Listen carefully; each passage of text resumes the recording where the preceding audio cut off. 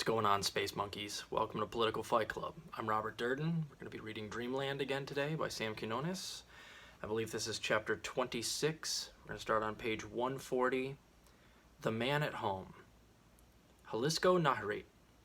The state of Nayarit lies along 180 miles of Pacific Ocean coastline and stretches inland into the western Sierra Madre Mountains.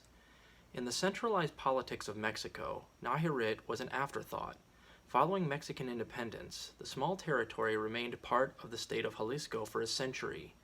Even when it was separated from its larger neighbor, Nayarit remained a military district. Only in 1917 was it made autonomous, becoming the fifth smallest of Mexico's 31 states. Its population didn't top 1 million people until 2010. The state is surrounded by some of Mexico's behemoth states. Zacatecas and Durango are nearby. Sinaloa, the state streaking up the coast north to Nayarit, is the birthplace of Mexican drug trafficking. Tiny Nayarit rarely made the news. Just south of the state capital of Tepic lies the town of Jalisco. Originally, the town spelled its name with a J, Jalisco. To avoid confusion with the state, town officials changed the spelling to Jalisco with an X, and many residents refer to it as Jalisco, Little Jalisco. Jalisco is bisected by a road that heads out of Tepic and south 80 miles into the resort of Puerto Vallarta. Jalisco's San Cayetano Catholic Church was built in 1812, and this looks to be about the age of the cobblestones that stud the narrow street around the town's central Plaza Hidalgo. The municipio, or county, of Jalisco, with a population of 49,000 people, comprises a necklace of small villages surrounding the county seat. To the east is Pantanal, with its view of the Sanguigui volcano. By the way, if I mispronounce some of these things, guys, I'm reading them for the first time, so give me a break. Sanguigui volcano. That's what it looks like. Sanguanguey, and there's an umlau in there over the U. You tell me how that's pronounced.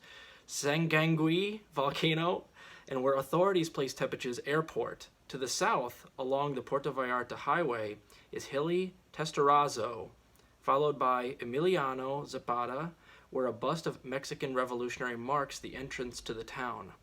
Farther south is Aquiles Cerdan.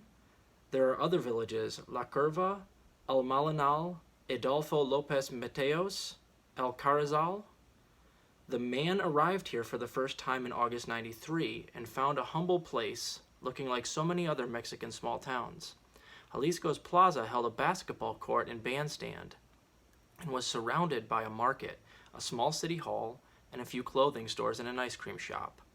Old men in straw cowboy hats and sandals gathered to kibitz about town life. The trucks were few and old, and the houses were narrow, row houses that opened right onto the sidewalk. Outside the town center was undeveloped land that separated Jalisco from the capital city a couple of miles north. Early August is the time of the town's Feria del Elote, the corn fair. Like Jalisco itself, the fair the man attended was picturesque but humble, with basketball and soccer tournaments pitting neighborhood and village teams against each other.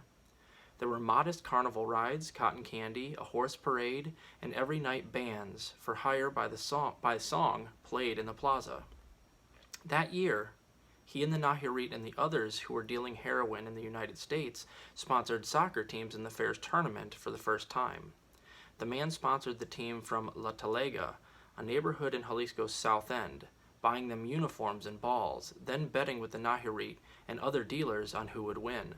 The loser paid for 6 hours of banda music in the plaza that night.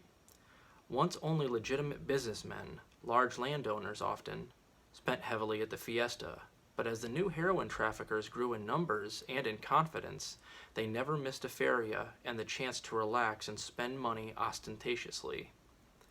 Their free spending boosted Jalisco's economy.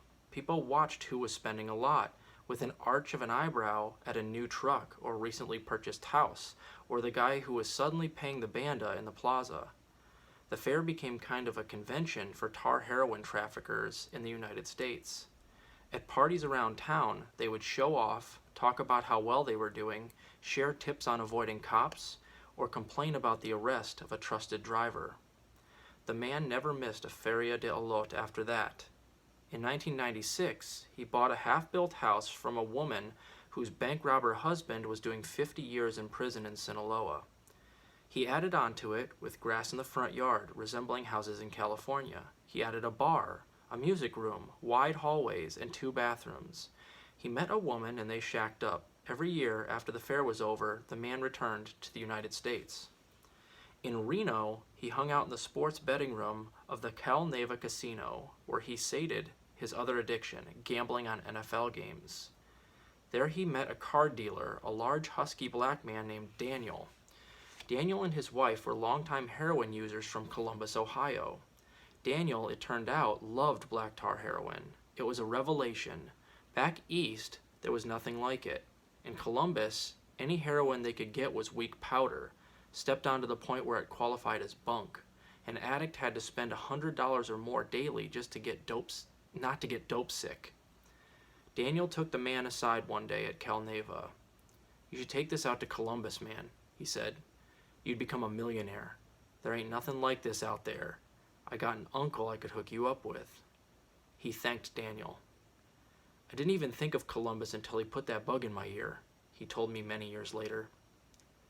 Meanwhile, his woman in Nayarit was complaining that he was taking the risks, running everything in the U.S. The Nayarit was back in Mexico doing nothing and getting money he didn't deserve, she said. "You know what it's like once you get a woman involved," he later told me. "She said, 'You're doing everything. I don't see him doing nothing.'"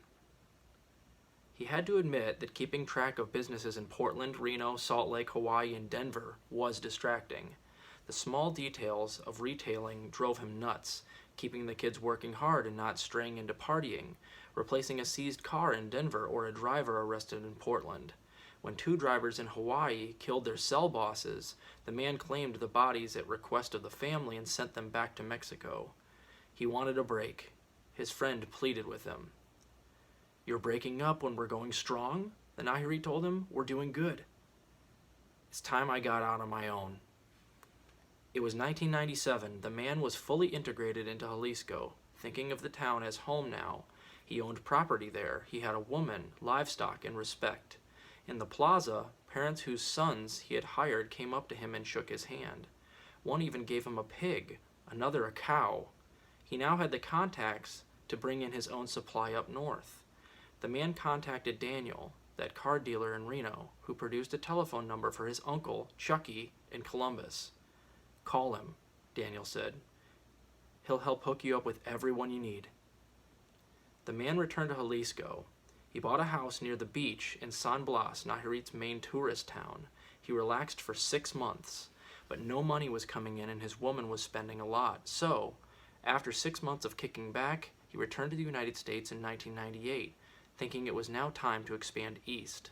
He looked at a map and saw 3 cities in a row, Indianapolis, Dayton, and Columbus. He figured he would try his luck. On June 11, 1998, he flew to Indianapolis and found a cheap motel off Washington Street, the Hooker Stroll on the east side of town. "Watch out, man," said the motel clerk as he checked in. "There's a tornado coming. Stay away from the window and look for a place to get low." The man had never seen a tornado. He watched with special concentration that afternoon as the sky got dark and a wind attacked. The wind blew the rain sideways, and it hit his window like volleys of BBs. It was not cool like the rain in California, but eerily warm. Then a massive dark funnel, a 1/4 mile wide, roaring like a jet plane, came right down on Washington Street.